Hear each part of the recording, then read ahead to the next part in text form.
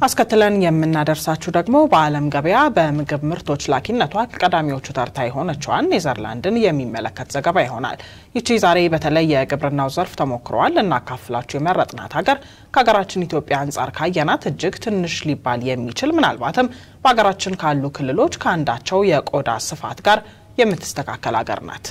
አገሪቱ አውሮፓዊቷ ሀገር ኔዘርላንድ ስትሆን ግብርናዋን በማዘመን በጥቂት ቦታ በርከት ያለ ምርት መሰብሰብ በመቻል ለእርሻዎች የምትጠቀመውን ኬሚካል በመቀነስ ብሎም ደግሞ ከተፈጥሮ ጋር የተወዳጀ የግብርና ቴክኖሎጂን በመተግበር ምርታማነቷን ማሳደግ ችላለች። በዚህም ሀገሪቱ የራሷን የምግብ ዋስትና ከማረጋገጥም አልፋ ተርፋ ወደ አውሮፓና ወደ ዓለም ገበያ የምግብ ምርቶቿን በመላክ ከፍተኛ ገቢም ታገኛለች።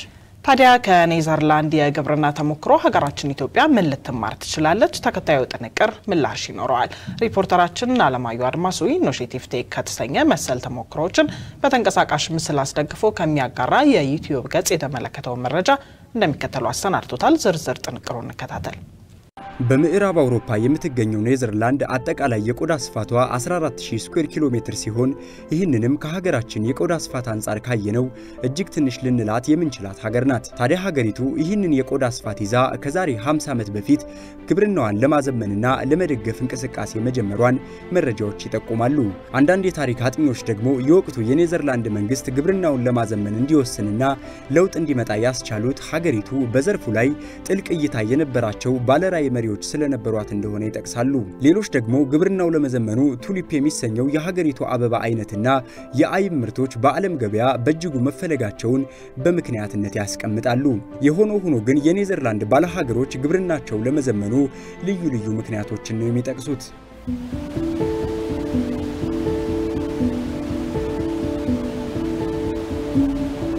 ደቾች ምክንያት ከሚሏቸው ውስጥ የመጀመሪያው ውጣውረድ ያልበዛበት ቢሮክራሲ ያለው የግብርና ፖሊሲ ማስተዋወቃቸው ሲሆን በዘርፉ ለሚሰማሩ ሁሉ በቀላሉ የብድር አቅርቦት ማመቻቸታቸውም ተጠቃሽ ነው።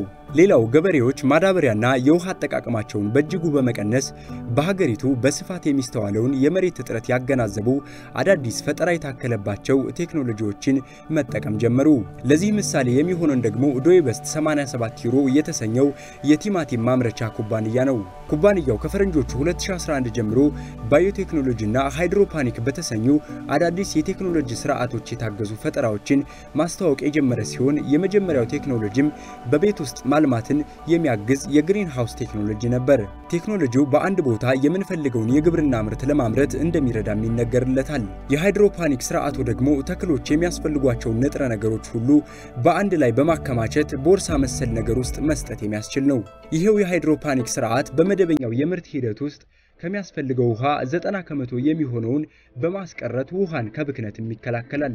ቴክኖሎጂውን በመጠቀምም በ25 ሄክታር መሬት በአመት 17 ሚሊዮን ኪሎ ቲማቲም ማምረትም ተችሏል።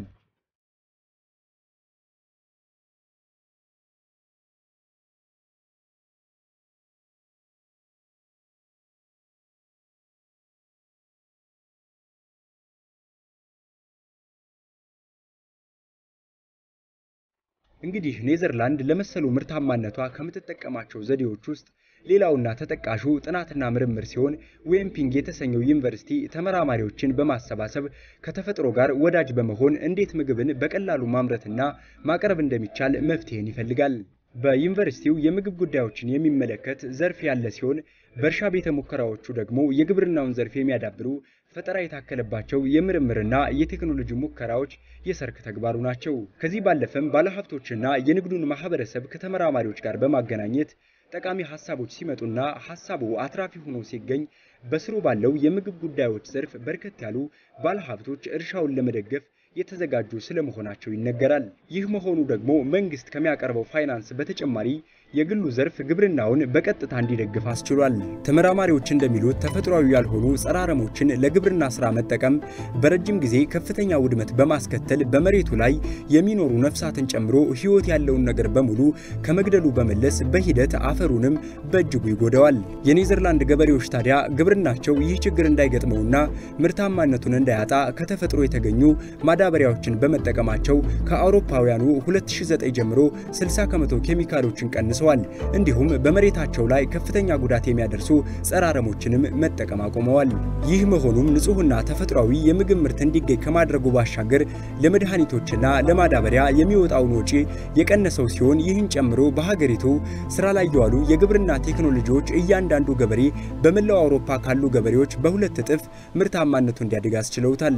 በዚህ የተነሳም ኔዘርላንድ በአውሮፓ እንዲሁም በዓለም ገበያ ጭምር የምግብ ምርቶችን በስፋት በማቅረብ ከቀዳሚዎቹ የዓለም ሀገራት ተርታ ስትሆን ከ111 ቢሊዮን ዶላር በላይ ዓመታዊ ገቢም ታገኝበታለች።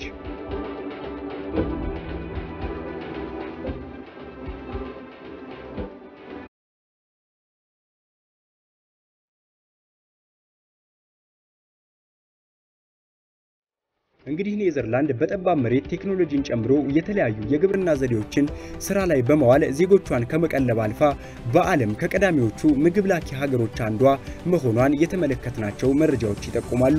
ታዲያ ሀገራችን ኢትዮጵያስ ሰፊ መሬትና በርካታ ቁጥር ያላቸው አምራች የሰው ኃይል ኑሯት ምን ሰራች? ግብርናችንስ የት ነው? ለእናንተ ለተመልካቾቻችን የምንተዋቸው ጥያቄዎች ናቸው።